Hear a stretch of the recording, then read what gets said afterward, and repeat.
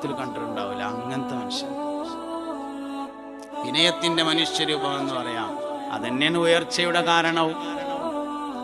മുമ്പ് ഞാന് ഒരിക്കൽ പറയണ്ടായി, 20ാമത്തെ വയസ്സിൽ ജന്മനാട്ടിൽ ഖത്തീബും ഖാദിയുമായി. അങ്ങനെയൊക്കെ ഉസ്താദിനെ കണ്ടപ്പോ ഉസ്താദ് ഞാൻ അങ്ങനെ പറയലുണ്ട്, 20ാമത്തെ വയസ്സിൽ ജന്മനാട്ടിൽ ഖാദിയും ഖത്തീബുമായി എന്ന് പറയലുണ്ട് എന്ന് പറഞ്ഞു.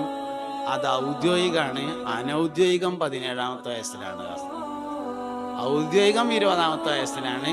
അനൗദ്യോഗികമായിട്ട് 17ാമത്തെ വയസ്സ് മുതൽ ജന്മനാട്ടിൽ.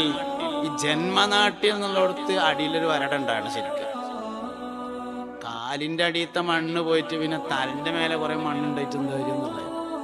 ജന്മനാട്ടിൽ 17ാമത്തെ വയസ്സ് മുതൽ ഖത്തീബും, 20ാമത്തെ വയസ്സ് മുതൽ ഔദ്യോഗികമായി ഖാദിയും, മരിക്കോൾ അങ്ങനെ തന്നെ എന്നതാണ് ഷെയ്ഖുൽ ജാമിഅ സമസ്ത കേരള ജമിയത്തുൽ ഉലമയുടെ general secretary professor K Alikutty Musliyar എന്ന നമ്മുടെ ഉസ്താദ്. അല്ലാഹു ദർജ ഉയർത്തി കൊടുക്കട്ടെ. ജന്നാത്തുൽ ഫിർദൗസിൽ കണ്ടുമുട്ടാൻ അല്ലാഹു തആല ഭാഗ്യം നൽകട്ടെ. എത്ര ശിഷ്യന്മാരാ! ഒരു മനുഷ്യൻ മരണപ്പെട്ടിട്ട് ആ മനുഷ്യനെ കുറിച്ച് ആളുകൾ നല്ലത് പറയുക എന്നത് അള്ളാഹുവിന്റെ അടുക്കൽ ആ മനുഷ്യൻ സ്വീകാര്യനാണ് എന്നതിന്റെ തെളിവാകുന്നു എന്നതാണ്. ആർക്കെങ്കിലും നല്ലതല്ലാത്ത മറ്റെന്തെങ്കിലും പറയാനുണ്ടോ എന്നതാണ് പ്രശ്നം. ഒന്നും പറയില്ല. നല്ലതല്ലാത്തവർ ഒന്നും പറയണ്ടാവില്ല എന്നതാണ്.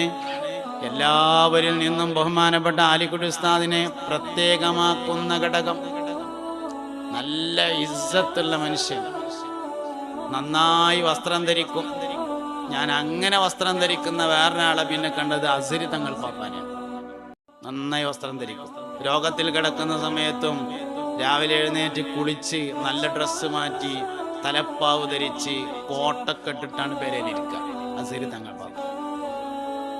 അങ്ങനെ നന്നായി വസ്ത്രം ധരിക്കുന്ന അക്കാലത്ത് അങ്ങനത്തെ തലയെക്കെട്ട് ആലിക്കുട്ടി ഉസ്താദിനുള്ളവരായിരിക്കില്ല.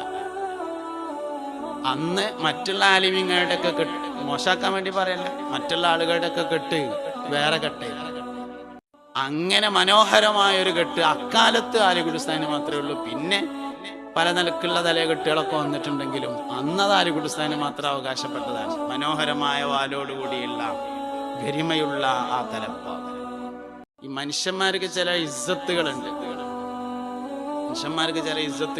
സിയ്യ് അതിൽ വളരെ പ്രധാനമാണ്.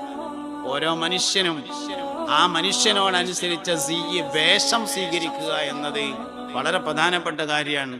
അതിൽ വളരെ സൂക്ഷ്മത പാലിച്ചിരുന്നു ഉസ്താദ്.